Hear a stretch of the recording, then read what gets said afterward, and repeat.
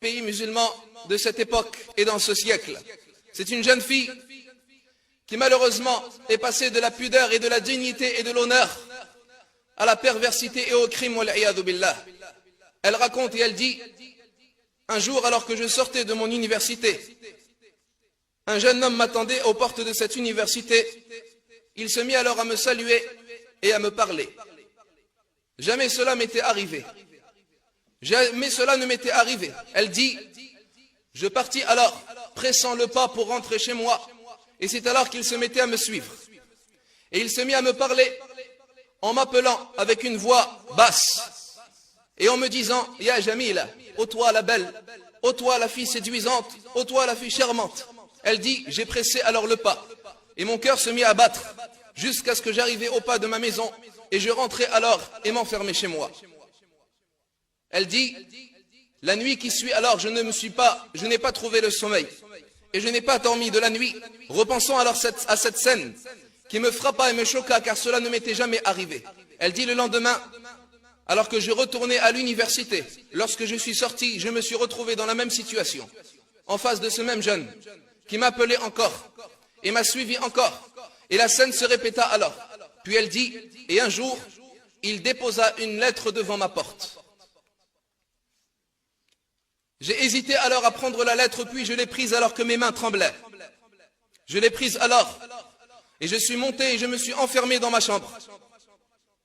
Et j'ai ouvert alors la lettre, et c'est alors que je me trouve en face d'une lettre pleine de politesse et de bon comportement et de mots charmants, me disant qu'il s'excuse de m'avoir abordé de cette façon et d'avoir exprimé ses propos et de m'avoir offensé, mais qu'il voulait plutôt me demander en mariage et qu'il s'apprêterait à aller voir mes parents afin de demander ma main et de faire une vie avec moi durant toute cette vie de ce bas monde dunya. Elle dit: et quelques heures alors après que j'ai ouvert la lettre, voilà que mon portable sonne. Et ici, entre parenthèses, le fléau du portable, qui malheureusement a causé un grand nombre de préjudices chez les jeunes de la religion de l'islam. Ce portable, est une liberté pour le jeune. Il peut se permettre d'appeler qui il veut et de recevoir des appels de qui il veut. Mais même plus, comme vous le savez, avec le portable, le jeune peut même aller sur Internet. Elle dit: c'est alors que le portable sonne. Je réponds alors, et j'entends la voix de ce même jeune qui s'excuse à nouveau, et qui me propose à nouveau ce qu'il veut faire. Et alors je lui dis, énervé, et je le menace et je lui dis: soit tu t'arrêtes de m'harceler, ou soit je préviendrai mes parents. Puis elle raccrocha. Il me rappela, dit-elle, et il me refit encore des excuses.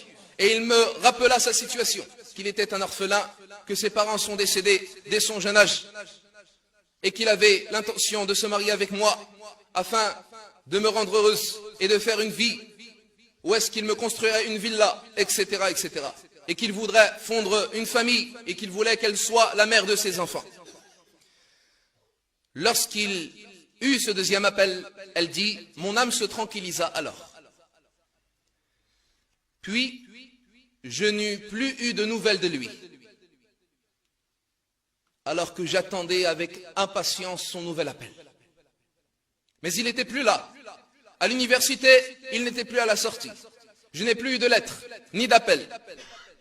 Puis un jour, c'est alors que je sors de mon université comme tous les jours, et je l'aperçois dans une voiture devant la sortie de l'université. Je me suis alors précipité, sans hésitation. Il m'ouvrit la porte alors, et je montai avec lui, car je l'attendais depuis longtemps.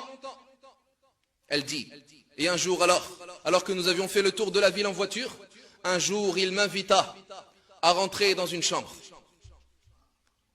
Elle dit: je me suis alors isolé avec lui. J'ai oublié à ce moment-là le hadith du messager d'Allah sallallahu alayhi wa sallam: ne s'isole un homme avec une femme sans que le troisième soit le diable shaitan.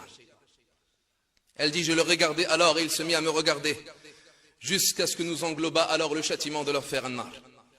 Et nous commettâmes alors le crime de la fornication az-zina.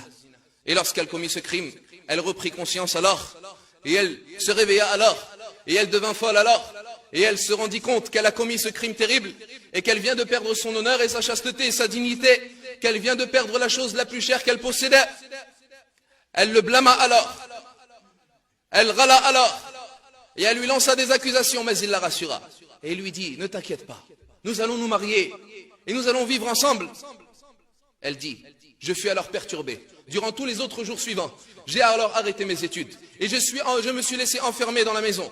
Et ma famille ne savait rien jusqu'à ce moment. Ils ne savaient rien de ce qui s'était passé. Elle dit, les jours s'enchaînaient alors et la vie est devenue obscure pour moi. Mais je n'avais qu'un seul espoir, le mariage.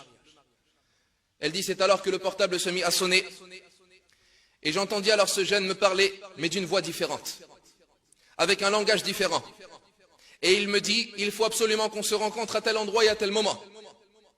J'ai accepté. Alors, j'ai pensé que c'était pour les préparations à cet événement que serait le mariage, et ainsi à mon espoir.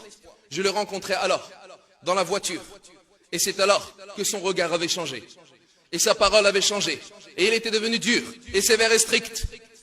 Et la première chose qu'il me dit lorsqu'il prit la parole, ne pense surtout pas au mariage. Elle dit, je l'ai alors giflé et je lui ai dit, tu es certes un mauvais homme, un homme vil, un homme qui ne vaut rien, et je me suis mis à pleurer. Mais il me prit la main et il sortit avec son autre main de sa poche une cassette vidéo. Et il dit, avec ceci, je vais mettre fin à ta vie. Et alors elle lui dit, qu'est-ce qu'il se trouve dans cette cassette vidéo? Il dit, monte avec moi dans la chambre. Ils montèrent alors et il lui montra ce qu'il y avait dans la cassette vidéo. Voilà qu'il avait filmé toute la scène qu'il avait passée avec lui lorsqu'ils ont commis la fornication az-zina. Elle perdit la raison alors et elle devint folle. Et il lui dit, alors si tu ne te soumets pas à mes demandes à partir d'aujourd'hui, je répands la cassette. Et à ce moment-là, elle considéra que c'était une affaire de famille. Ce n'était même plus elle qui était dans le problème, mais toute la famille et tout l'honneur de cette famille. Elle raconte et elle dit, il se mit alors à s'amuser avec elle, wal'iyadu billah, et à la faire tourner entre tous les hommes al-rijal, afin qu'ils récupèrent de l'argent, et en la menaçant de répandre cette cassette dans la famille et dans le quartier. Et le pire, ayol ahbab, c'est que cette cassette s'est répandue. Et elle est tombée dans les mains de sa cousine, qui aperçut sa cousine alors dans cette situation et qui en fut choquée, jusqu'à ce que le bruit arriva jusqu'à son père, et ses frères et sœurs, et sa pauvre mère. Elle dit, je suis resté alors me cachant des regards des gens, ayant honte, la honte de toute sa famille. Elle dit, j'ai eu honte pour toute la famille, et toute la famille était prise alors par la honte. Elle dit, jusqu'à un jour où cet homme-là rentra alors auprès de moi, dans ma maison, bourré et ivre, ayant bu de l'alcool. Et à ce moment-là, elle dit, je me dis alors que c'était l'occasion. Je rentrai dans la cuisine et je me munis d'un couteau et je le poignardai de plusieurs coups et je mis fin à sa vie. Et ces derniers jours, ayyul ikhwatul kiram, furent en prison. Et à ce moment même, ayyul ahbab, elle est encore en prison et c'est de cette prison qu'elle a fait ce récit. Tels sont les résultats de la fornication az-zina, ayyul ikhwatul kiram.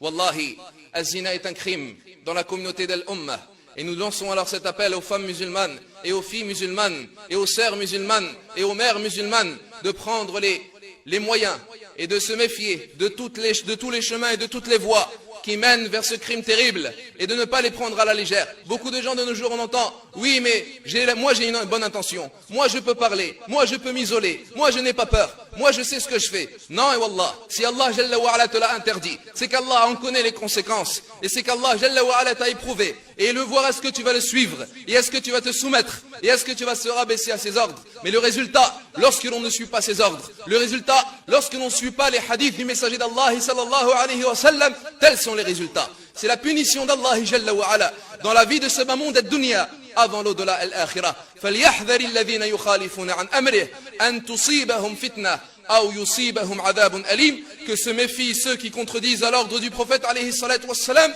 que ne leur touche une tentation ou que ne les atteigne un châtiment douloureux. Ayyuhal ikhwatul kiram, méfiez-vous de ces péchés qui ramènent la honte dans la famille al-usra et la colère d'Allah Jalla wa Ala et son châtiment dans la vie de ce bas monde ad-dunya et dans l'au-delà al-akhirah. As'alullah Jalla wa Ala bi asma'ihi al-husna